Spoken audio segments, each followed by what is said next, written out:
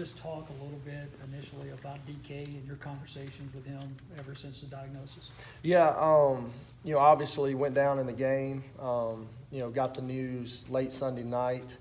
Was obviously worse than we originally thought. But the good thing is as Coach Lou probably mentioned, the long term, everything is going to be good. Unfortunately, we're going to miss him for the rest of the season, but he's in great spirits. I mean, he was out there today. I mean, he's essentially a second coach. That's what we talked about. He's going to be kind of my second eyes on the field and helping us, with everything that he sees and helping those young guys out and helping, just see what the defense is doing. But obviously, unfortunate for him. I know how hard he's worked. That's the part that's probably the hardest, is just knowing how much time and effort he's put into this. But again, we have full confidence in Breland and those guys, and excited to see how they perform on Saturday. Have y'all gotten as far as like a timeline for surgery and a recovery timetable or any of that? Yeah, nothing yet. They're in the process right now trying to find the right person. We don't want to rush that. We want to make sure he's the best care for him. But it's in the process right now, but nothing's finalized or set.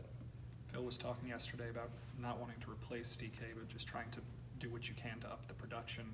How are you going to try to go about that? Yeah, Breland has had a tremendous season. I think it was week one, against Texas Tech, got a lot of reps, made some big plays in that game. And, week two, Lodge was out with an injury. I think he had over 100 yards receiving. I mean, I trust him 100%. I mean, he's learned from those guys. I mean, and he's a starter in our mind. I mean, he's been going with the ones all fall camp. He's been going with the ones even during practice. And so really excited about, seeing what he can do on Saturday. I mean, he had a good game this last week, had several catches, and, just looking forward to, just throwing him out there and letting him do what he does during practice every week. Would y'all move A.J. out there a little bit to give you more physicality similar to DK's out there? We can always do that. I mean, A.J. knows that stuff. He did it that all spring, our first spring here. But again, we always got that availability with our offense to move guys around, and it's something if we had to do it, we could. But, I mean, A.J. will be starting the game in the slot. Nothing new, nothing different there.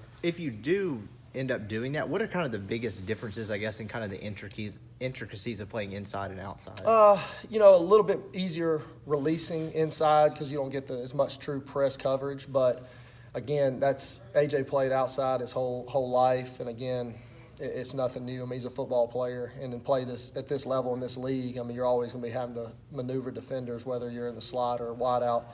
And, our offense is our offense. They sit in the same meetings every single day, the slots and the wide out, so they know it all. But, again, A.J. has proven as a mismatch in the slot, and, because of DK's injury, we're not going to, change what we do. We got guys that we trust and know that we'll get the job done. What's the trickle down? And who takes Braylon's place now? Obviously Weber has had a tremendous camp, has done a great job, made some plays this year. Miles Battle still has some availability. He's played in 2 games. I mean, we still got 2 games to play with him. He's been practicing all fall camp, all the season with the 1s and 2s as well. And then Elijah Moore is a guy as well that brings a little bit something different. If we had to do that, we have confidence in him. He was out there doing a little bit of it today as well. Longo mentioned something about, maybe even moving the tight ends at times. A couple of, maybe Pellerin or Cooley or Knox out there just. Yeah, maybe. I mean, that's always something we can do as well. But, again, I mean, we're fully confident in Breland. We're fully confident in Alex. We're fully confident in AJ and Lodge and those guys. I mean, it's, losing DK again, as you mentioned, you're not going to replace DK Metcalf. I mean, he's a tremendous kid, brought a lot to the table, but we feel good about our depth and where we're at right now. Matt mentioned. What kind of challenge does Auburn's defense present for you guys on Saturday? Yeah, obviously that's when you're talking about some of the top defenses in the country every single year, not even just in the conference, but in the country, they're always going to be up there. They got long corners, they got physical corners, they got experienced secondary to go along with the fast physical front. So it's an SEC defense, no different than last week. You're going to have to be on your game, and you just got to perform and execute the play that's called. We're not. At this point, we know the offense, we know what we're going to do, and we're going to try to put them in the best situation to be successful. And so just want to go out there and execute and play with tempo and do what we do and do what we've been doing the last few weeks. You guys played in rain Saturday night. Chance of rain Saturday, maybe. I mean, you guys do anything different? I mean, gloves, no gloves, anything like that? I don't know if any of y'all were there Saturday, but we went out pregame, and I mean they were catching the ball with.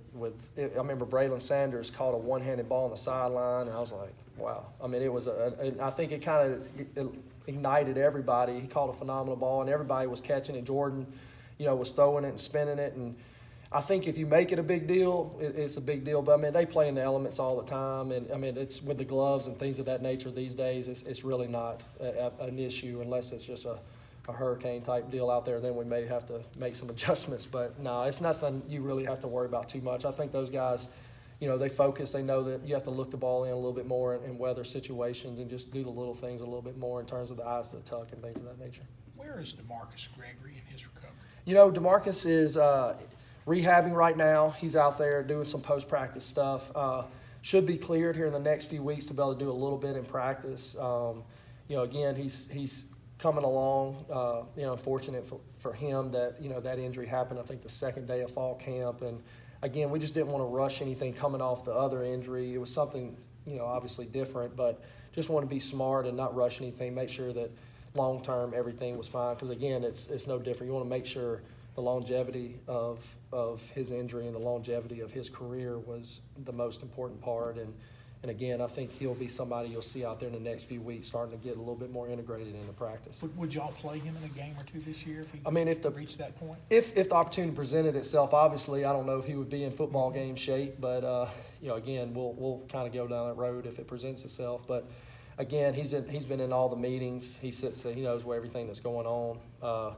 I wouldn't, in terms of the mental aspect of it, I wouldn't worry about it because he's been in there and heard all the meetings and things of that nature. Thank you, bro. Yeah, absolutely.